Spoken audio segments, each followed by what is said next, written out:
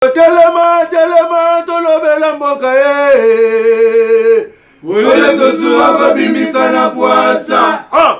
Ba député to votaki, bazo salarien. Bazo salarien, tokende na funa. Bazo salarien, bazo salarien. Komo tolega na mwamba. Bazo salarien, bazo salarien. Tokende lukunga. Bazo salarien, bazo salarien. Na baboko kula bibembe. Bazo salarien. Bazo salarien, bazo mala changu, bazo salarien, bazo salarien, bazo salarien, bazo salarien, bazo salarien, bazo salarien, bazo salarien, bazo salarien. Après-midi, Tozalina Gauthier Sei, autre Robetane, Makambu, Ebele, toujours ça l'analyse. Comme Mopanzi Sango, à Monindenge Nini, Bokutani, Abilenge. Na tata mokonzi ya mboka ya mibale ba propos ya président Kagame les génocidaires muto ya boma sima makila ya ba Rwandais na maboko qui est Paul Kagame ba propos à tenir wana na moment où est-ce que ezali important pour Nabiso et puis ba élection d'un calendrier électoral ebimaki d'après comme journaliste ya munene ya mboka oyo bien qu'il est beaucoup en ligne. Hein, il est vraiment en ligne, mingi, il est à Moni Angondeni. Voilà ma kamoto son après-midi à l'élo. Joyeux Noël na bino nyon so ba congolais na ba congolaise nyon. À l'époque mutuma bano ba congolais ba congolaise. Suko yebi kay loko wana. O bengingai na tindelio $5 à crédit après émission. Nani abandolo ba congolais congolaise. Mes chers compatriotes, suko yebi singa kombo nai. Na date mutuana loba bongo tia $5 à crédit. Alors on a zéro il est. Kobenga sécurité. Tabi au pesinga na date.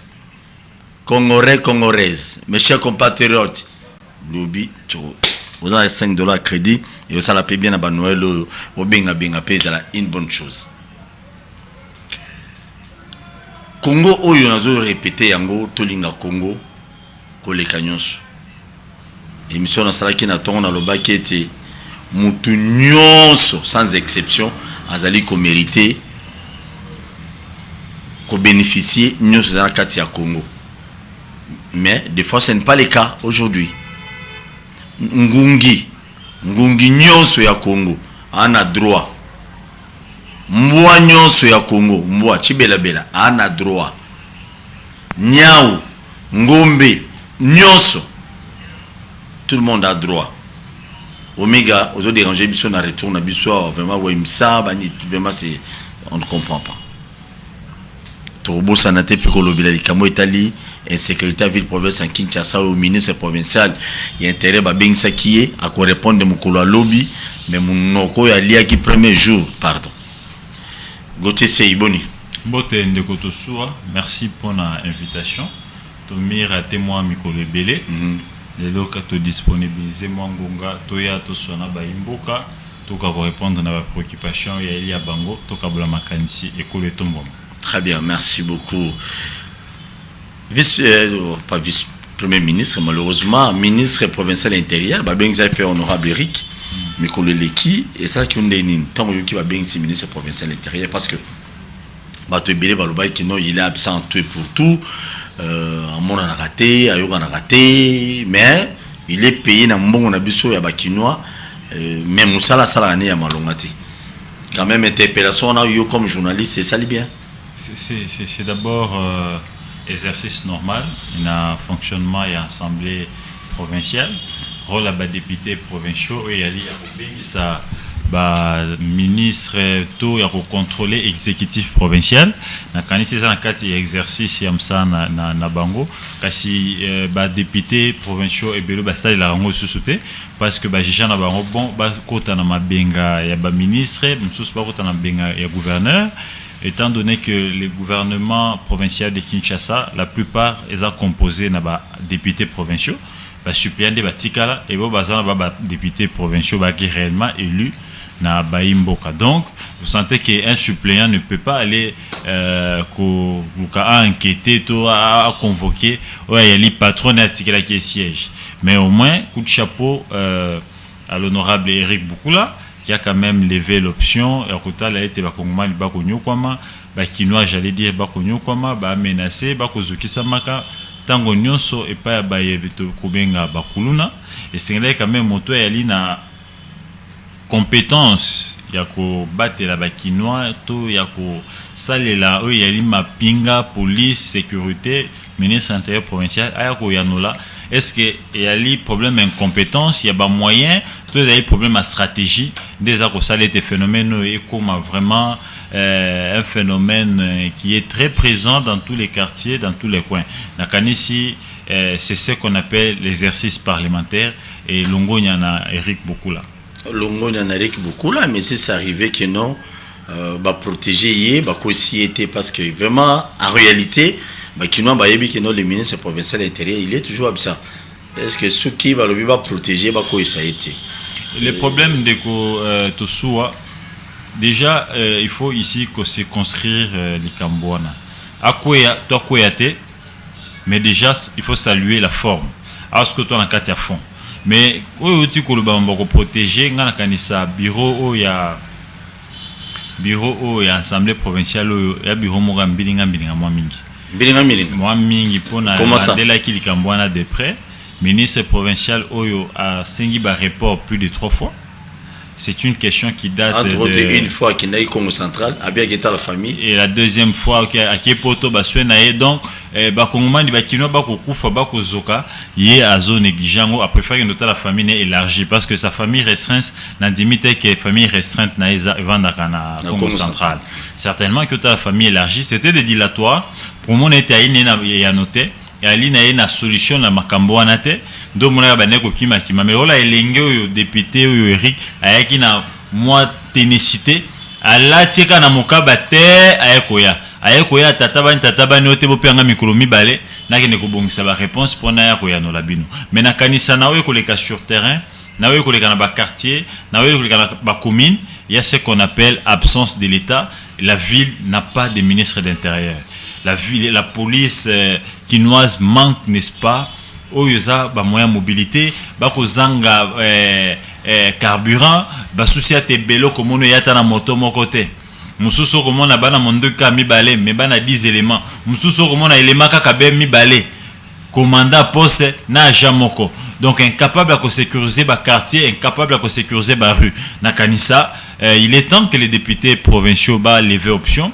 Bako isa ministre oyo aza ko acquiser incompétence ya makasi bako ka kopesa n'est-ce pas occasion na Ngobila lui-même aussi qui a un problème à casting, un problème de choix, s'il peut arriver n'est-ce pas cette fois-ci de tomber sur une bonne personne qui peut responsabiliser le ministre intérieur qui est un ministre purement technique, un ministère purement technique et stratégique.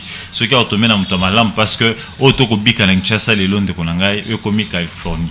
Balenge bako bunda na boulevard bakangi nzela près de 2 heures police a remonté na te na boulevard mais awate côté à cinquantenaire bilenge bana classe moko ba bunda wana mabanga bakanga nzela pendant 2 heures awanga na kota na kuluna msusu na kasavubu bakangi nzela bako bunda moyeto leka basi so kulune ko bunda liboso to tele mituka po ba zuma chance ba panzi mituka na bango et ça na miso ya l'état incompétent Oazo Kamba Ngumba ya Kinshasa. Esengeli ba député provinciaux, ba telema, mais ba souka na ministre intérieur. Kamboto Belawana suite kena ba commune belé. Esenga njoto mali, surtout kena ba commune belé lelo, kulu nazo sala loi koleka même police na biso. Mais gangterisme ikomi na Kinshasa ote, il y a des endroits où police peut faire négocier na kulu na poaleka. Ce qui police a négocié te yemoko arumi vine komi en danger.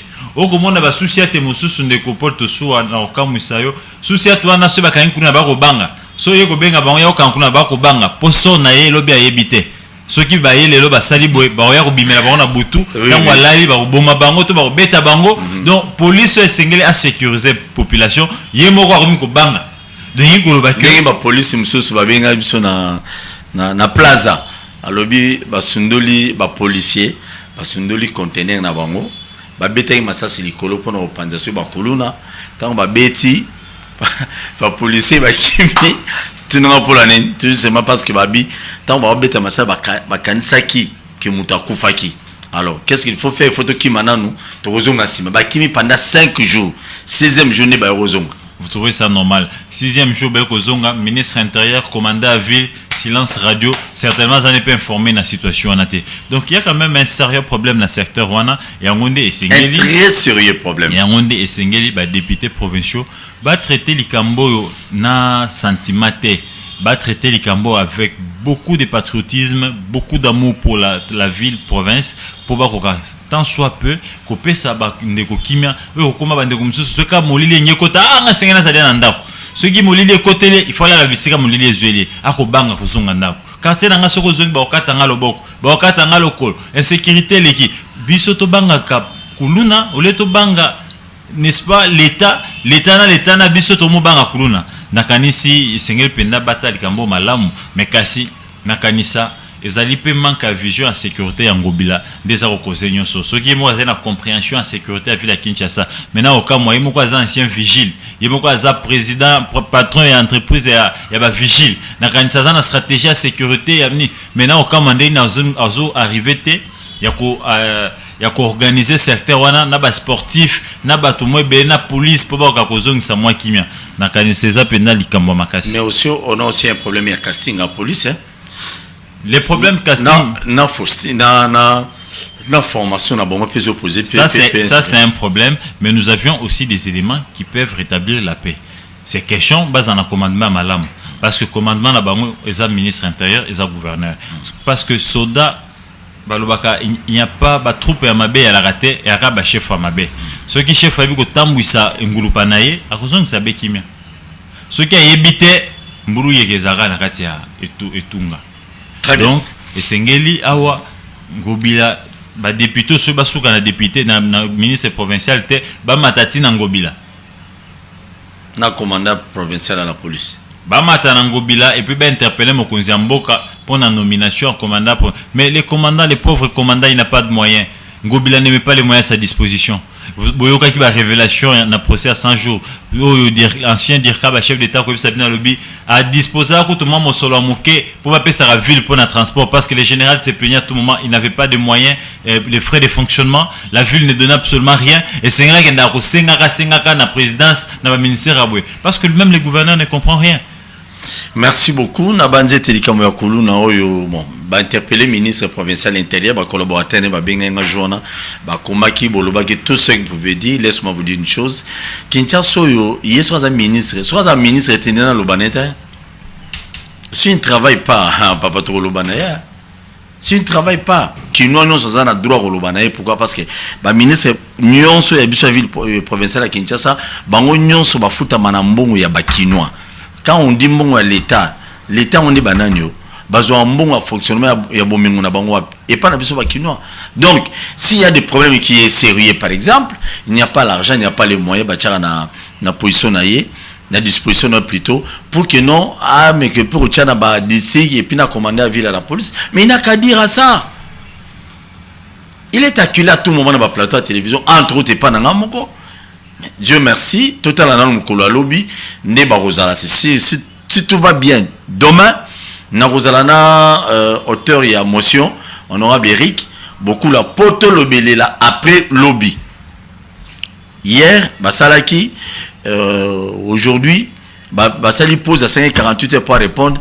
Demain vendredi matin n'a aucun répondre de kuna tout li qui a été à répondre est à la faveur il y a bon il y a il y a bakinois tout mais nous on a besoin d'être bien sécurisé ici à Kinshasa parce que il est payé avec l'argent des Kinois. Ce qui est bon égalité, il faut savoir ce qui est bon égalité. Tout le monde tout dans gouverner la ville de Kinshasa. Nous on a le but parce que l'art, est-ce que ça solo tout le coup? Parce qu'il y a aussi à boire, il y a à manger, à boire dans dossier où il y a insécurité ville à Kinshasa. Kulu ne gomi partout, au baluki boy kuluna, ozo kende biso ba kolo mabele, au baluka boy. Une fois nazalaki na commune moko un peu kuna na kati. Nazo bima boy. Oui, babimeli oh vieux keba journaliste na biso journaliste munene solo la na bino na solo la oh bino bo botela batu biloko na memi ba onena ba kinoa ba kulo na pesa na 50 000 francs oh vieux na biso boma vie ba sécuriser na tina bima na nzela mais na kena na 50 000 atela ngo carburant le côté utane na ebité Oui, ils ont anti-valeur, il faut s'appeler ma technique, monsieur, biso ba leader d'opinion, ba homme public boy, ba bisika monsieur pour bimela bien. Pour ça que oh non ngana danser ngana rikeba, litoy ko tika la kono biso na litoy mo. Et comme monsieur na komo muta lo banana komo la dave, au lobby. On a le baguette. Très bien. Comme journaliste, patron ya média, Netic News. Tant on l'a dit, propos, il y a Paul Kagame lobby liboso ya ba député naye na Kigali. Lecture nini yoko sala na ba propos ya Paul Kagame. La lecture elle est simple. J'ai lu en lui une personne, n'est-ce pas? Au moins déjà choisir cadre. Les cadres c'était les parlements. Les parlements ils ont émanation en peuple. J'ai vu un chef d'État garant des bonnes institutions de sa République. Koya ko se justifier sur l'accusation oyo eza suré par rapport à nabiso ba kongomani toza ko fundaye ko tanga kombo na ete ayeli na sima ba ko bunisa biso na communauté internationale ba ko sala insécurité président la biso de la République patanga qui énormément. C'est tout à fait normal qu'elle se justifie et pas la population naie et le seul cadre oyo qui ko relever la population est le parlement naie. Et il a pu dire ce qu'il a dit. Kasi na ko landa o ya lobby na kotika na ba fait na ko na ba commentaire rebelete. Au moins était tout ce qu'il a dit. Je vous rappelle que tant que l'élection en 2018, Kagame Azaraki président en exercice à Union africaine. Ce qui voudrait aussi dire que dans l'élection Union africaine est un observateur naï. Donc, certainement, en 2018, il y avait des observateurs de l'Union africaine. Donc, Kagame avait au moins la température des résultats, n'est-ce pas, et à scrutin il y a 2018. Et quand il vous dit que Félix Tshisekedi n'avait pas remporté les élections, et que tout ce qui se passe, tout ce que nous, Congolais, nous sommes en train de dire, qu'au fond d'être les soutiens impératifs, il y a Rwandais, ils ont des fausses accusations, dans les buts, n'est-ce pas, il y a qu'au gagner report, il y a élection. C'est un président en fonction. Il a participé à l'élection plusieurs fois. C'est un président puissant dans la sous-région. Certainement, il y a des pouvoir ceux qui vont pour ça, il y a qu'au rencontrer, n'est-ce pas, disposition constitutionnelle, ça va contraindre le 2 mandats non renouvelables. À chaque fin quinquennat mandat, il faut organiser des élections. Dilatoires, certainement, il essaie. Donc, je ne vois pas que Paul Kagame parler innocemment. C'est quand même plus de 20 ans au hasard à tête à Mbokawana. Je pense, il sait ce qu'il est en train de dire. Voilà pourquoi, ici, j'aimerais quand même que la cellule électorale, il y a IDPS et Porta qui est candidat Félix Tshisekedi dans l'élection, s'ils peuvent vraiment répondre coup sur coup avec des preuves, n'est-ce pas? Avec des témoins na bango pour témoins ba ki bango nini ba bengango suni ba élection point voix bandoy la bango les documents là qu'on donne après les votes. Donc certainement bazanango bazia nango basalata comptage na émission moko spéciale ndeko to sou ato plateau ni baki kopona basali comptage pour contredire propos à Paul Kagame qui veut faire croire au monde que nous avions un président qui n'a pas été élu, mais un président nommé.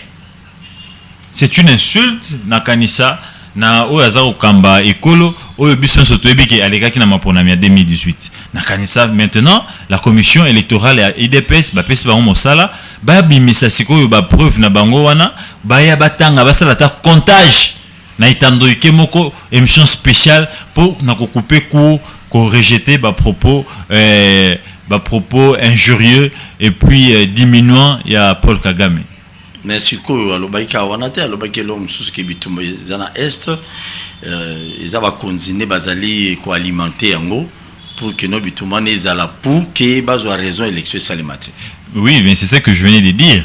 Il a dit que c'était dilatoire pour l'élection Zalaté. Ils savent il n'y a pas que Paul Kagame qui a dit ça. Solandi, le président burundais, à part que Kolobané était armée protectrice dans la République démocratique du Congo, à l'équipe Kolobané était et Sengeli politique congolais basa la dialogue moko franc entre Bango pour la paix moko ezonga durable. Donc c'est-à-dire il y a des nos politiques qui sont, n'est-ce pas, des mèches na ba rebelle wana pour na intérêt na bango mesquin au bango bayebi, ils sont en train de construire leur leadership na makila, ils sont en train de construire n'est-ce pas les richesses na makila bato, ils sont en train de construire n'est-ce pas au ezali banini babazo c'est raciné politiquement sur makila bato bakufaka bato ba viola ba maman na biso, et je ne sais pas quel plaisir qu'ils ont d'avoir une richesse où ils ont basé na makila, na liwa, na traîtrise ya mboka na yo. Donc na kanisa, c'est que Paul Kagame a dit, il n'a pas dit au hasard, c'est que le président Burunda dit, il n'a pas dit au hasard, parce que na mboka oyo, au Solanda Mboso, a tsenga ba député balongwa ba groupe armé. A tsenga na ba député en pleine plénière officielle publique, à lobby cher député quitter les groupes armés. Donc dans un pays sérieux, Mboso serait rapidement interpellé pour tika liste wana ba député bazan ba groupe armé na disposition ba service compétent ba ko traquer bateau ba ozang sa ba na biso kimia na S. Malheureusement, ça vient encore d'être confirmé chez les deux présidents. Il y a ba pays voisins où baza toujours quoi qu'ils aient ba politique qui sont des mèches na ba rebelles na ba Boumi, bah Pierre, mais il y a d'autres personnes qui disent que non, à propos de Paul Kagame, ils allaient guerre communicationnelle, où il y a pour distraire les Congolais, et surtout la classe politique qui est à Congo, pour y maman, pour y assez sauver, il y a bimassé, sauf dans l'Union sociale, na Est. Je respecte leur opinion, les opinions à Bango, mais moi je pense que cette opinion-là, elle est un peu biaisée. C'est une mauvaise lecture de la chose. Paul Kagame, avec la posture, il y a chef d'État, où il s'est justifié devant le Parlement, où il y a émanation, il y a peuple, il y a vote, ça qui est mandat, il y a président. Parce que c'était quand même impérieux. Peuple, il y a tout moment que notre président a bien Koboma, Batomoso Sukuna. Et pourtant, République démocratique du Congo, il y a aussi des Rwandais qui vivent ici. Yo kanisi ndenge tango nyo soto ko belela Rwanda ko boma ba Rwanda ba vivara biso psychologiquement ba tranquille, ils sont certainement aussi fragilisés. Ils savent pas comment les Congolais peuvent réagir quand on attend autant de millions de morts. Donc c'est tout à fait normal que les parlements ou les émanations peuple Kagame Motuna, finalement qu'est-ce qui se passe entre toi et les Rwanda? Parce que ceux qui ont enquêté et les Congo, ceux qui ont enquêté, tu vas te rendre compte que le gouvernement rwandais n'a aucun problème avec les Congolais. C'est plutôt la personne de Kagame, le dictateur Kagame, le sanguinaire, qui est à la tête d'une milice, où ils ont maltraité les opposants dans Mbokanae, puis où ils ont fait jouer un rôle dans la sous-région, pour déstabiliser les pays, pour piller les richesses pour la multinationale, la communauté internationale. Et c'est lui qu'on fait jouer ce rôle-là. Mais ayebake mindelo na bazara ba ko utiliser suka nango ba ko abandonner Mobutu ara na mbokote enfin chirab américain. C'était quoi l'essor de Mobutu? Kino lelo nzoto Mobutu kundama na Congo te. Kagame va mal finir, c'est sa fin. Kagame va mal finir. Il va très mal finir. Makila ba Congomani o ya bomi des millions de Congolais. Un grand génocidaire. Na ebisio Nzambe ajuste. Dieu ne nous a pas donné ces grands pays pour qu'il y ait un Kagame pour commencer à nous tuer.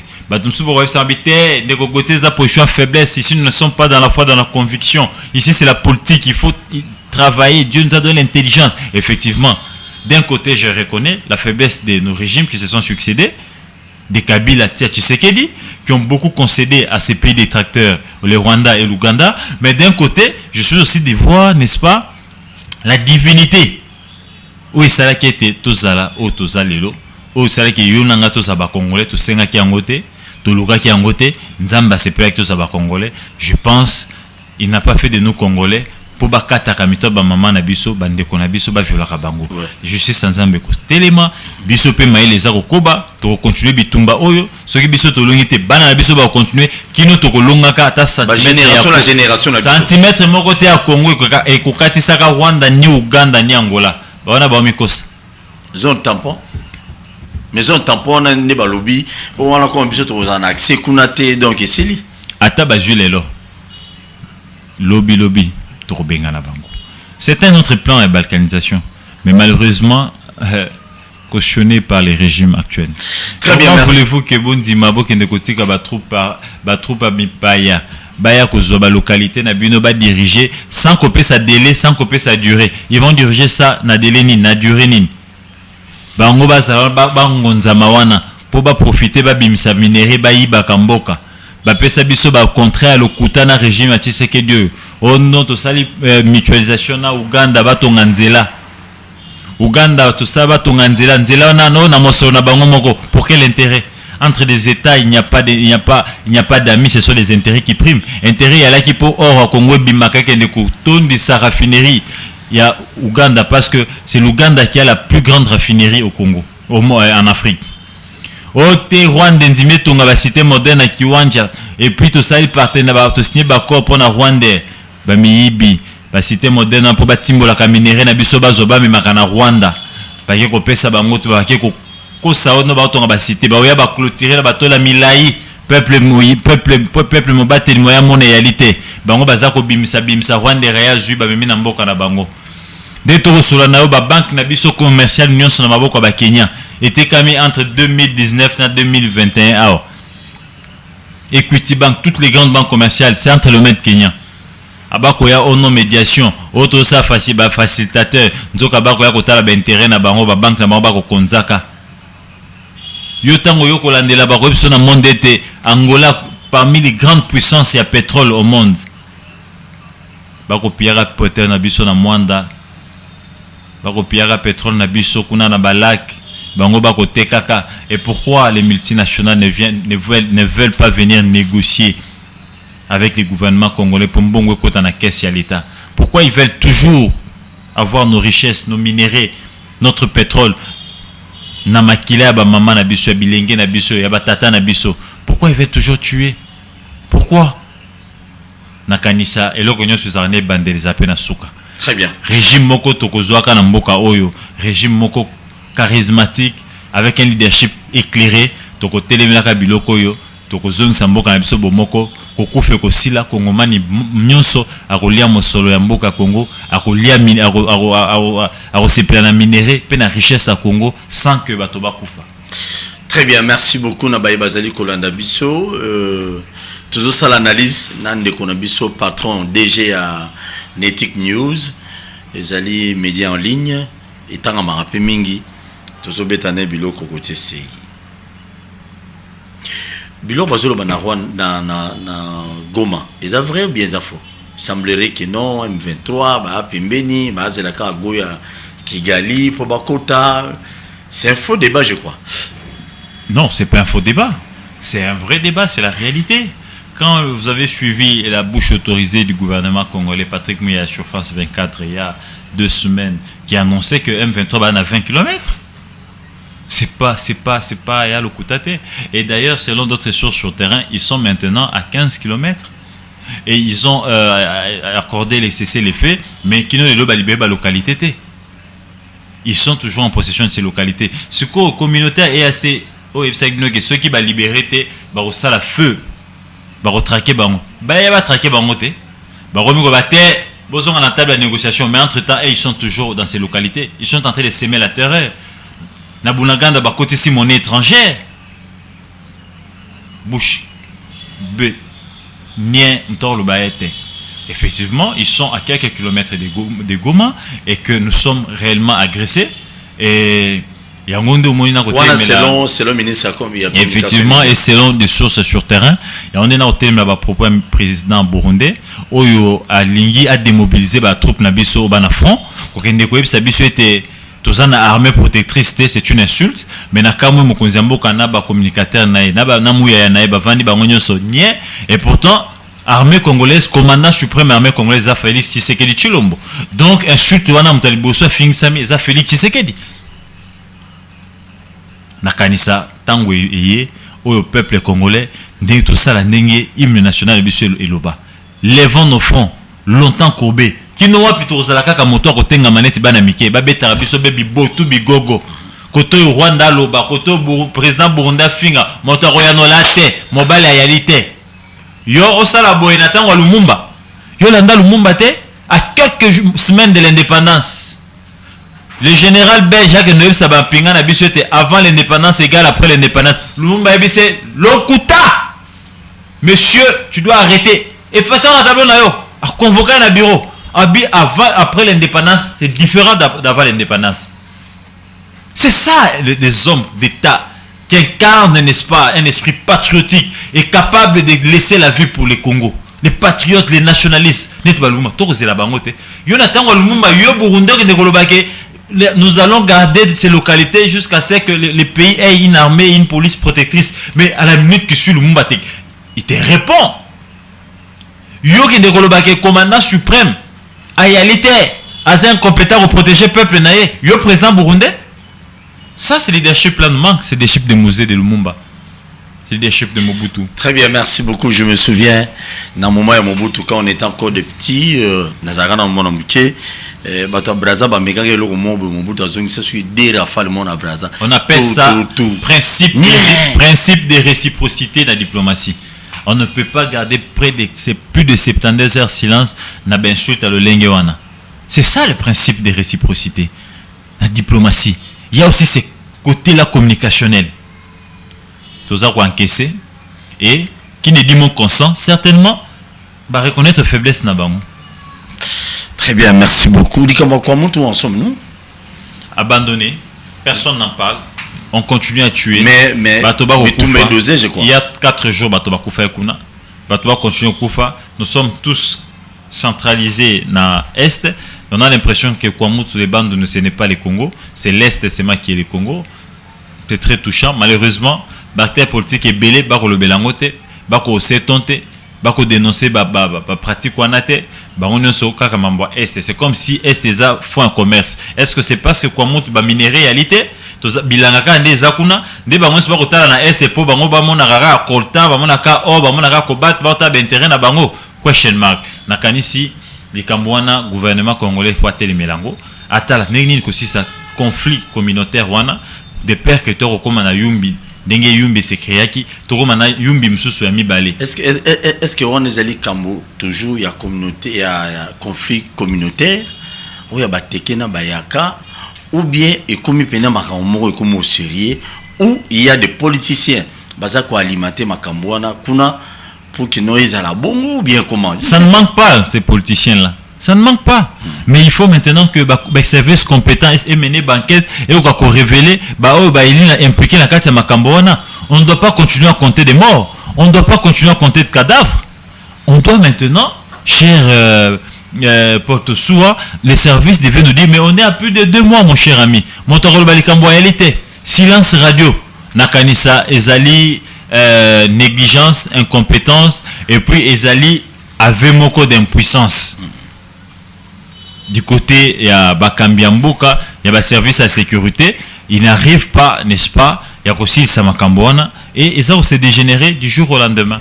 Ah oui, parce qu'il y a quelques jours, si je ne me trompe pas, de comment bien un numéro mobile, n'est bien noté, na Kiri. Si je ne me trompe pas, à côté qu'on a il y a à boire à manger, il y a plein de vidéos et dans les réseaux sociaux, comment Boma qui a bandé qu'on a vu tout ça, mais je ne comprends pas silence des mots et à gouvernement congolais. Bon, je suis certain année à cesser au travail. Oh mon cher ami, on a un gouvernement à MOF.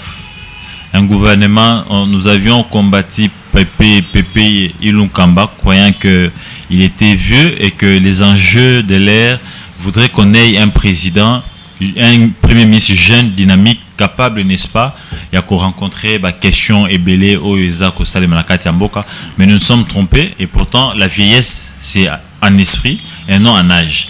On a un premier ministre, Samal Konde, plus vieux en esprit que Pépé Ilunkamba. Moins dynamique, attentiste. Voilà le premier ministre. Samalkoum, il est toujours surpris par les événements. Ailleurs a toujours une réaction, mais il ne sait pas anticiper. Donc il y a une faiblesse de ce côté-là. Il est temps que le chef de l'État a remanié pour donner au pays un gouvernement de vertébrés, des gens capables de travailler pour la nation. Non, ils ont démontré, ils ont prouvé leurs limites. Nakani, ils n'ont plus rien à donner. C'était vraiment une appellation abusive. Ce ne sont pas des vrais warriors, ce sont vraiment des gens qui sont venus pour leurs petits intérêts. C'est pas Tata Cardinal a révélé non ministre intérieur vous trouvez ça normal? Un gouvernement sérieux, ton peuple est attaqué et toi tu viens faire des enquêtes parce que tu es la tutelle de ces secteurs-là, la sécurité et l'intérieur, mais tu te limites à quelques kilomètres aux Okobanga. Ceux qui ont l'État aux soda, on a mindu qui Okobanga, et bon petit peuple pas en soda. Il est temps que ces gouvernements donc vice-premier ministre intérieur comment quoi tout est. Mais il y a un rapport à Tata Cardinal en bon côté. Il est temps que ces gouvernements tombent, qu'on ait un gouvernement responsable. Nomination à beaucoup maître. Tu espères qu'il y aura quelque chose de bon dans la minute de Kinshasa? La fraude corrompt tout. C'est pas corruption. On a nommé ces gens-là en violation des textes. Les chefs de l'État, nulle part où PCA, constitution PCA, Ndingisa, il y a qu'on nommé beaucoup maître. Mon bec le biais c'est beaucoup maître, c'est voté par conseiller communaux. Conseiller communaux va voter et les ministres en charge de l'intérieur dans la sécurité a désigné à désigner pour fonctionner ce qui n'a pas été fait. Et là nous sommes partis dans la violation et à Mobeko en 1957 depuis Kala et le bas était mon cousin Boka qui nommé et sa procédure ni bateau comme là beaucoup mais au bazali chef il y a administration il y a entité na bango mais déjà comme la fraude corrompt tout na kanisa et là comme madame Togi cause la réalité parce que les 48 beaucoup mais ça va Kinshasa déjà babimi la fraude donc bon travail bien été d'après donc ils vont servir leur mentor politique. La fraude corrompt tout. Déjà babandi mabé, même si d'un côté il y a rajeunissement de la classe politique, mais nous ne sommes pas bâtis pour les rajeunissements de la classe politique en violation des textes.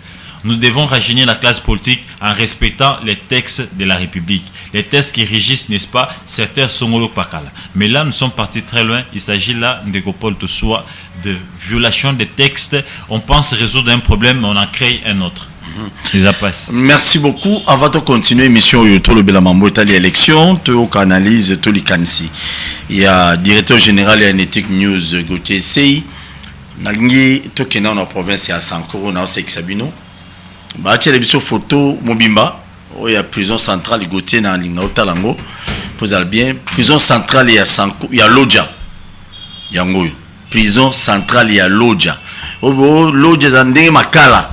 Ya Lodja yango prison centrale yango wana moi li dessous na bomoni nde sika ba selili ya bato ezali na Lodja na mboka ya Lumumba na mboka ya Kasavubu na mboka ya Kipamvita Okito na mboka Papa Simon Kimbangu Nkolo dans la prison centrale. Mais pour une petite histoire, province ya Sankuru, territoire ya Lodja, non loin ya wana diamant ebimaka ebele na niveau mo bwani dete. Mais t'as la prison centrale.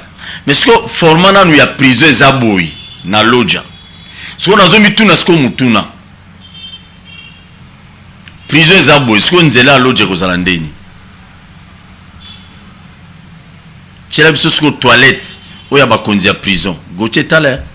On est toilette il y a la prison centrale ya Lodja.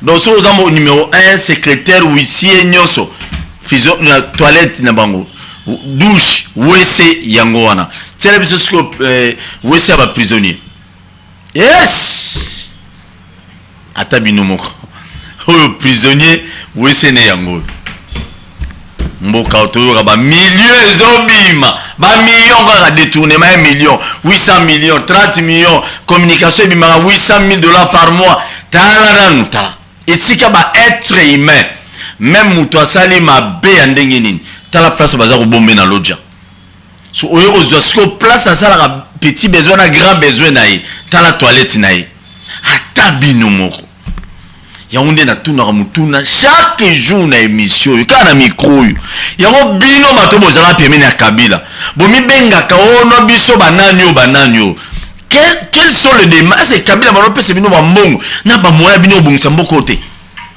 mais ça c'est anormal, c'est inconcevable.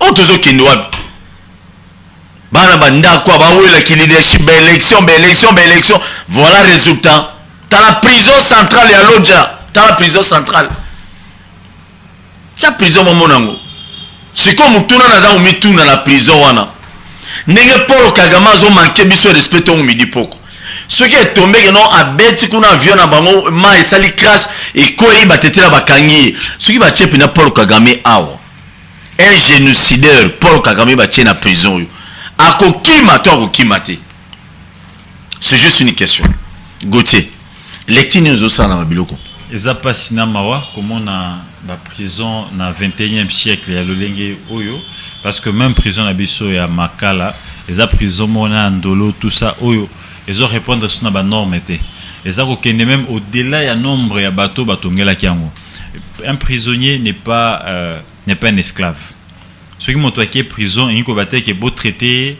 dans le lenge ya boy na ba condition moko inhumaine bateau ba comment qu'il est prison pour ba rééduquer bango mais awa na Congo ceux batindyo na prison pour ba bomayo au kota qui prison bimina ba maladie kili soit au coquille pression au sanini au craquer au koufi donc na kanisa il est maintenant temps que le régime actuel où est Bundisaki n'est-ce pas ba pratique wana ba cachot clandestin où est Bundisaki les conditions inhumaines d'incarcérer les prisonniers ba ko bongisango pour Congo manya zo na prison c'est vrai ba tindi na place ya passe pour ba rééduquer par rapport à crime songolo pakala quand même à sa condition oyo eza ko permettre vie naie santé naie ezala épargner ça c'est tuer quelqu'un prison c'est tuer quelqu'un ta place ba osala ba toilette nzongo ike na bango oyo ke kuna obimi ba mona maladie obimi na ba infection obimi na makambo kili so prisonnier ce que moi si on est vieux et puis pour na ba cause vraiment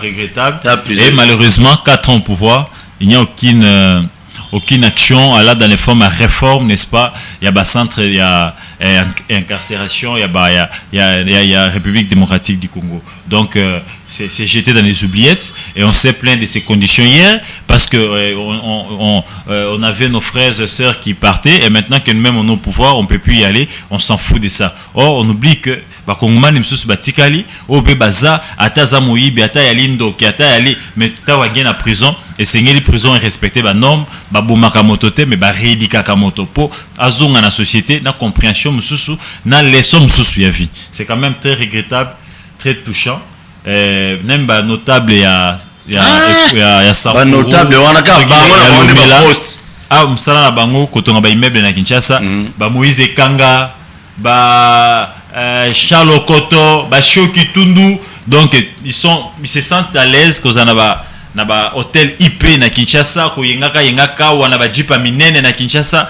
ko compter 5-10 immeubles mais tala et pas nabino ça un simple notable peut le faire ces gens-là ils se sont fait beaucoup d'argent 18 ans à faire notamment Moïse Kanga Shoki Tundu Charles Koto, Lambert Mende, ça quand même est belé au régime, les régimes a tout donné et qui sont toujours net Lambert Mende wana. Depuis Mobutu kino lelo, abetara chita sima za na ba faire.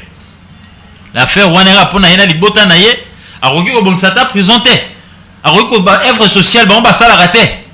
Mais na dimite que Lambert Mende ko bonsa prison pour na monanda ko na ye mokolo campagne, mire se kweya, incapable de bonsata mire lunda ko na ya et pas na bango kuna na lodia mais rekoya déjà donc na kanisi ce sont des gens qui n'ont aucune vision communautaire il faut développer la communauté na bango ils veulent maintenir la population dans la pauvreté moins civilisée pour à chaque fois qu'il y a campagne à me mêler polo à me mêler sac à l'osso à me mêler moi à me mêler copa plastique il y a le bité moteur bon sabiso moins instruit va comprendre mais à na Kinshasa ba vice maman d'ailleurs kamwalo jaonga na lobango na mbaka cha prison na bango papa oh ndeko yo zande kwa nani oh tabarisi msusu na yokaki dernièrement na mbaki metallement le kekalobi pour na ba sinistré au bazaleka kuna na mboko na bona loja $280,000 bimaki peut-être non gouvernement bimisi ba ki ko assister bango azuka $35,000 mouton na ebi comme on était $35,000 nda cette dépense mbo no sali collé qui n'a passé composé mais c'est ce que nous vivons toujours en République démocratique du Congo bambongo ebele bima pona ba projet bambongo ebele bima pona ba makambo ebele mais suka na ba poche ba homme fort malheureusement même ces régimes n'ont pas mesure de résoudre ces problèmes. Comment voulez-vous que combat au bino bomena qui a ba kasik au bazwa ki mboka en otage bino moko boye bokomi ko créer pe ba kasik na bino ba homme fort et qui reprennent les mêmes pratiques ou à ancien régime. Je pense que c'est quand même très bien. Il y a des gens qui s'enrichissent comme ça avec l'argent des autres. Motoka Baninga, Bango Bazui, parce que il a accès à la chaîne de dépenses, parce qu'il a la signature. Bah, il est bon dans le bureau, na associé. Na reçoit ibilili. Non, lui un chaîne na awa. Motomo quoi sankurote. Chez Okitun. Atongi moi ni nkaka bloc commercial pour bakot sambongo. Batonda pe mbongo te batatango. Na kozelo babilili ya babiloko bato sankuru na kopé sope ola kisana prison na bango na bandako na bango ba œuvre na bango commercial o ba ko salaka wa metango ba élection pour ba peuple ya kuna ba fongola pe misu ba eba ko sanctionner ba koma ba chef coutumier te à chaque cycle batini la ba to moko wana o ba osela bango elokote. Merci beaucoup. Merci. Ya on a Sarabino ba congolais. C'est tout bien ba kino, ata ba kino. Ba linga ba polo na ba chapeau, na ba 2000 na ba 3000 francs. Et ça, c'est un exemple dans l'exibino lilo. Il y a un téléphone. Tala muto comme sera député. Yo mutete la ola nangana sankuru. Yo muchoko ola nangana sankuru. Yo mundekese ola nangana sankuru. Tala, bato ba comme ça.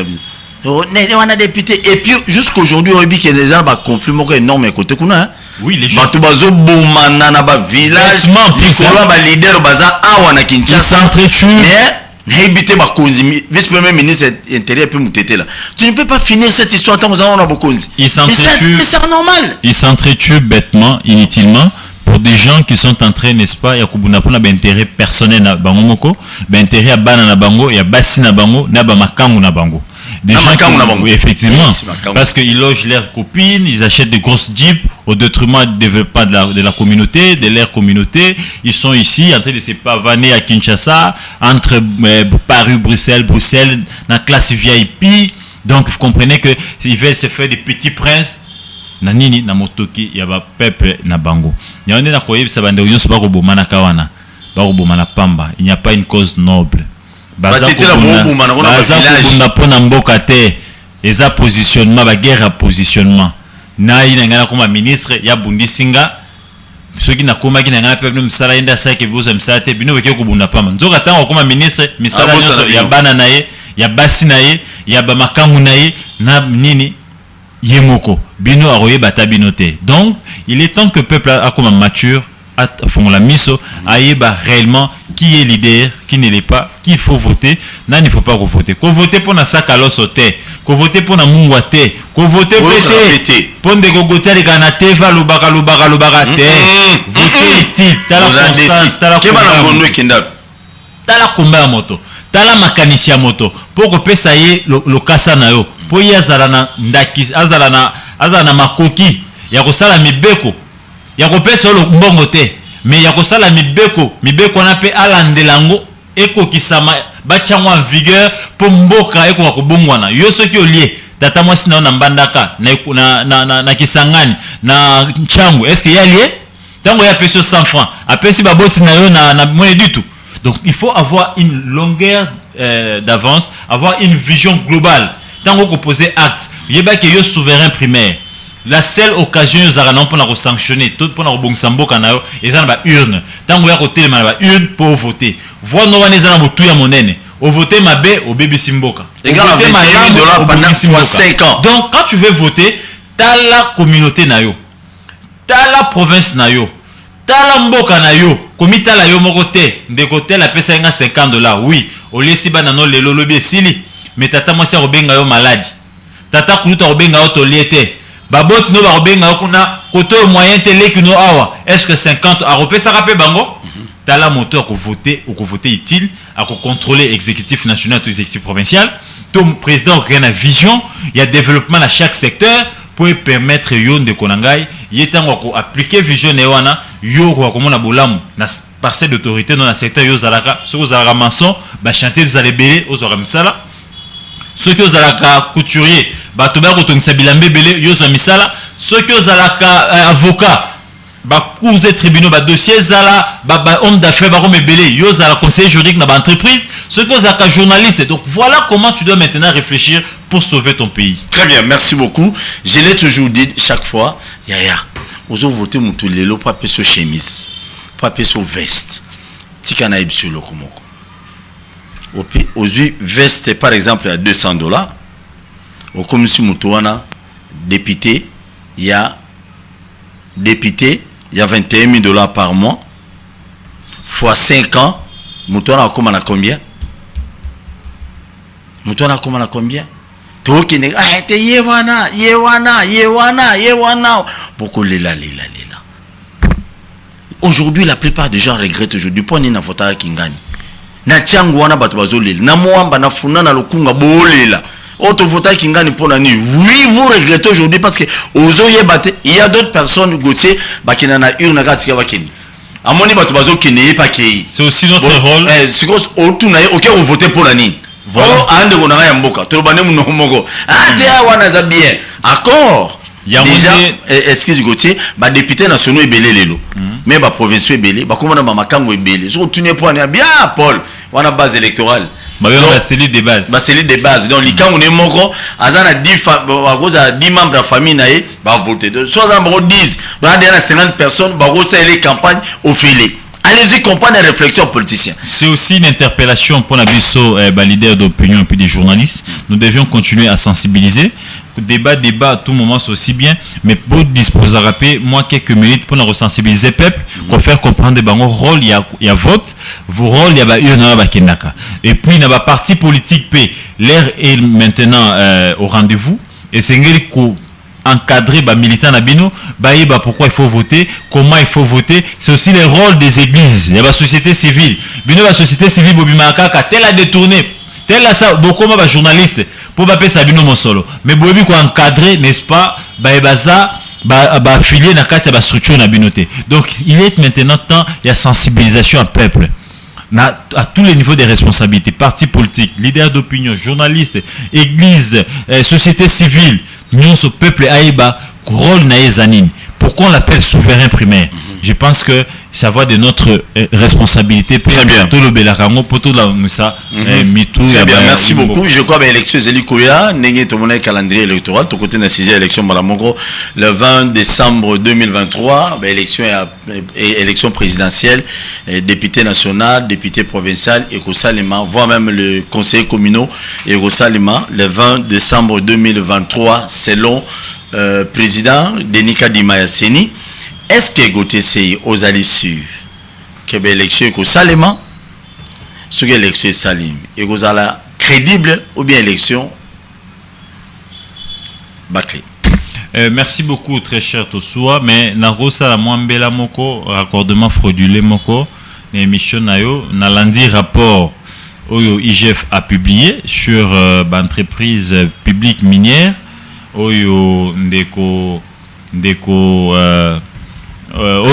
Jules Alingeti a publié par rapport wana esalinga pasi na mutema na kosenga justice ya mboka na biso na lumbangu nyonso ekoka bien sûr n'est-ce pas que notre justice ekoka ko se saisir na dossier oyo rapidement pour permettre biso n'est-ce pas ba responsabilité ezala établie. Rapport wana le Benin, rapport wana le BT ministère ya portefeuille où est dirigé par Maman Diakonès Adel Kainda.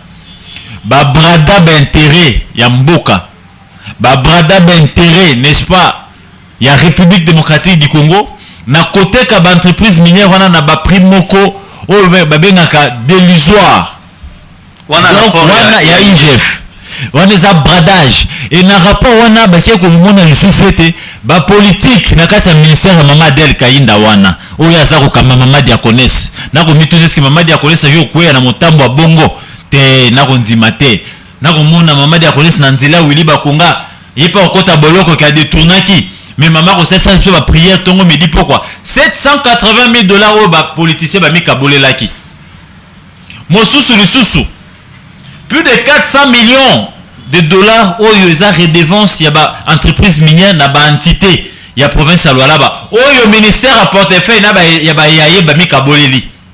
Expliquez bien, expliquez bien. Maman Adel Kainda, Maman Adel Kainda, Oyazali, Maman Diakonès et puis Moko ya Lualaba. Mais ministère na Oyaza ko chapeauté et parrainé n'est-ce pas gaspillage à Mosolo, il y a redevance à l'entité, il y a Lualaba. Allez-y comprendre que la province est développée tout la lignité. Et puis na muto ministère wana moko ya province oyo baza ko payer mbongo nango. Balobi ete ministère à Mama Adel Kainda Mama Diakonesse épargner bradage ya ba ministère ya ba entreprise minière cominière na moko kombo kimenga mwa mike mosolo wana 780 millions ba politicien ba mikaboleli ba politicien union sacrée parrainé par quoi? Par ministère ya Mama Adel Kainda. Mama Diakonesse. Il est temps maintenant que la justice puisse se saisir de ces dossiers, que les responsabilités soient établies. 180 millions de dollars. Pour la vente, bradage à ministère public minière et puis 400 millions liés, parrainé toujours par ministère. Il y a Mama Adel Kainda. Lié Mama Pandeko Porto Soa pour na mbongo redevance ya ba entité ba commune ba chefferie na kati ya Lualaba. Mais o azaro kama ministère portefeuille moko n'est-ce pas ya baye ya province ya Lualaba. Moko makamto tiko bela ya Sankuru awo. Donc nako senga justice à téléma banquete banda bayeba nanya sumo sovana, c'est quand même beaucoup d'argent pour la République démocratique du Congo qui souffre des routes, qui souffre des codes, des hôpitaux et puis du social. Merci. Pour la makamwa élection, na kanisa makamwa élection de Kolanga Paul Tosua wana ezali nango tape œil calendrier wana o tape œil o nani neko denika dimantiko bimisa. C'est une façon ya ko apaiser ba imboka. Il y a quoi apaiser bah opposant au bandé qu'on réclamer calendrier. Tongo me dit pourquoi un calendrier qui n'est pas objectif, un calendrier qui ne révèle même pas un petit degré et à sincérité. Tant qu'on va que Sabine était élection et enrôlement et que ça les dans 2 mois et puis enrôlement wana et que ça les dans 3 mois plutôt et puis enrôlement wana et que ça les de décembre na février et que ça les wapi parce que c'est ni à nababiroté. A sengaka ba école bana classe pour ça la élection na ba enrôlement na ba élection na tango wana bana bazana classe moment ya vacances ezaka 2 semaines ya vacances à Noël na vacances ya bonne année. Est-ce que dans 2 semaines Seigneur ko enrôler plus de 45 millions d'électeurs? Je dis non. On sous-entend que par jour il faut enrôler 50 000 électeurs parce qu'il va lui faut ça dans 3 mois. Un délai très court oyo balma la salate ou nanga salate peut-être Denis Kadima par expérience angi Alex Abisso rapidité mais techniquement parlant objectivement parlant c'est quand même difficile koto bana ba kotanga nake milongo bato basala po s'enrôler et kozala ndenge nini difficile à dire ya misa to balobite fichier déblonnage affiché ko sala et ko salema dans 1 mois mais oyebi ke na tango ya ndeko nanga basala nini ba 5 millions oyebimaka ya doublir autant de milliers ba s'enrôlaki sans empreinte et ça nous avait pris plus de 1 mois mais bon va ça dans 1 mois ya mi balé babité pour na ba audit externe OIF on et salima dans 2 semaines oui salimaka dans 1 mois et demi. Yoka ndenge bakati bantan au mona ke ya lokuta. Contrainte mususu yema ko tia na page ya misa to lebite contrainte aux insécurité, déplacement matériel na mosolo. Na mituni mais depuis quand mosolo comme contrainte. Mosolo eza budgétisé déjà. Eza koloba ete mobeko elobi ete gouvernement sengeli milingela et tia na disposition seni une paquet songolo pakala chaque mois ou chaque année. Et bayokana déjà il faut pas payer 1 milliard. Mais comme il sait que le taux de mobilisation va rester faible et que le gouvernement congolais depuis Babanda il ne respecte pas les délais, bah paye ça bango jusque là 400 000 $. Or on est à 4 ans et demi. Il ne reste que 12 mois ou je sais pas moi combien de mois pour les élections. Yemora comprend déjà que avec Simbate a tient en contrainte. Insécurité, avec la zone d'insécurité partout. Na Est, on ne peut pas aller aux élections avec des zones entre les mains de l'ennemi. Ça, ils le savent. Bachango. Ailleurs, comme ça, ils sont contraintes et déplacement. Savions, oui, que nos routes sont en état de délabrement total. Nos villages sont désenclavés. Qu'on déplace et ça remoit passe. Mais l'élection, quand on a recouru à hélicoptère, na nini ya Monisco. Ah ouais, on va Monisco. Ah ouais, bah on va soigner sa Monisco. Baby que ça passe si Monisco a disposé d'hélicoptère na bango. Et ça passe si Monisco a disposé de Frank naye. et commis déjà au non mobilité. Donc tout ça, ce sont des raisons qui poussent à croire, selon la source en interne, pour avoir des élections apaisées, il nous faut encore 6 mois. C'est-à-dire juin 2024, mais c'est purement politique, c'est juste pour satisfaire aux besoins politiques en déco. Et puis, on a apaisé par Congoman,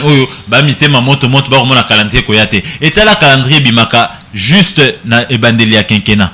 Parce qu'il y a un monde et détails, n'est-ce pas, opération électorale, nous sommes les bureaux sales. Mais au calendrier, 4 ans après, il y a un sérieux. Donc, ma élection de Kopol Tosoua, et Zanango Makamoko, non tenable et que ça les mater parce que ils sont dans un autre plan. Merci beaucoup. Téléphone te fungoli. Allô, bonjour. Allô, bonjour. Au Bengi Wapikomunani. Oui.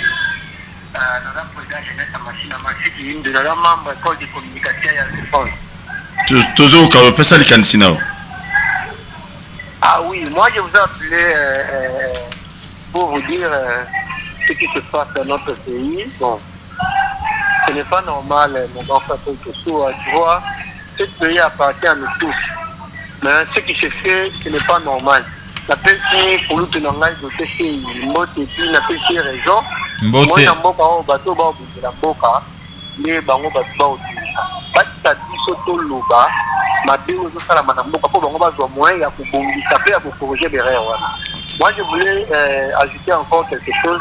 Ce qui s'est passé dans rencontre chef de l'État na jeune, pour moi, vraiment, un monde vraiment important dans notre pays, parce que en pleine rencontre à président Nabagien, à la fin, on a une hymne national, il y a eu de paix. Donc c'est pour dire que c'est comme si j'allais une rencontre, il y a eu de paix, il y a eu de paix, là, c'est pour l'État. Donc moi, je ne suis pas vraiment d'accord de ce qui se passe. Et puis, je vais ajouter à ce qui concerne le calendrier à Kadima, il a vraiment moi bien dit, il a pour nous, les gens vont voter dimanche. Il y a ceux qui sont votés du mercredi. Il y a déjà, moi, bien, c'est pas pour sa place, bon, si je vais aller aux élections, mais on ne peut pas aller aux élections dans cette situation. Ce n'est pas bien ici. Balongola, la siège va multiplier, belé na Kassai, on a 25%. Quand on a une distribution, comment va les na Kassai 25% dans la province, nous tous va les réductions, alors ce n'est pas bien. Hein? Merci beaucoup. Merci beaucoup. La remercie pour notre travail, nous avons plus que nous avons bossé, nous avons malambo continuer pour le baba, ça a nous avons malo de retourner tout dans la main. Merci beaucoup, Gauthier C. Babi Maloko. Merci. Baloba Maloko, Tebin Bokabete, Boloko. Allô, bonsoir. Allô. Au Bengi Biswap Komonan. Allô, bonsoir. Bonsoir, Bengi Biswap Komonan. La Bengi Bino na Congélos, hein. Congélos, c'est. Volume à télé, zo déranger Bisso. Volume à télé, na ozali ko déranger ndeko. Volume. Rapidement. Oui, toujours au cas où. Toujours au cas où, aux ans Congélos.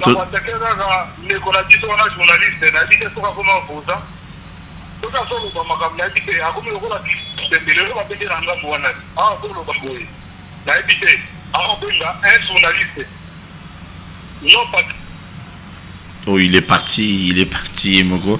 Wakati appel n'a été malheureusement, mais magama 25% na Kasai.